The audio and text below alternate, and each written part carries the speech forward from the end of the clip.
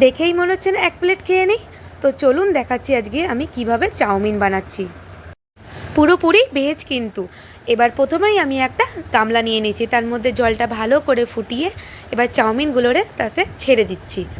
ভালো করে চাউমিনটা সেদ্ধ হয়ে গেছে, এবার এটা আমি নামিয়ে ধুয়ে নেব। আর কড়াইয়ের মধ্যে আমি সাদা তেল দিয়ে নিয়েছি।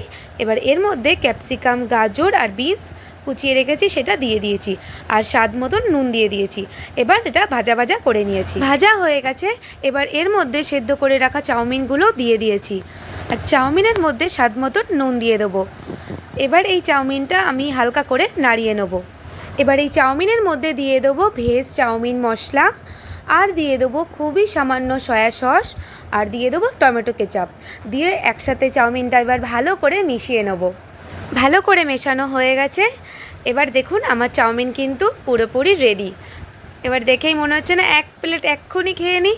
তো চলুন, যদি আপনাদের চাউমিন খেতে ইচ্ছা করে তাহলে আমার বাড়িতে চলে আসুন, আমি এক্ষুনি আপনাদের জন্য এক প্লেট চাউমিন হাজির করে নিচ্ছি। টাটা, বাই বাই, আবার নতুন একটা ব্লগে দেখা হবে।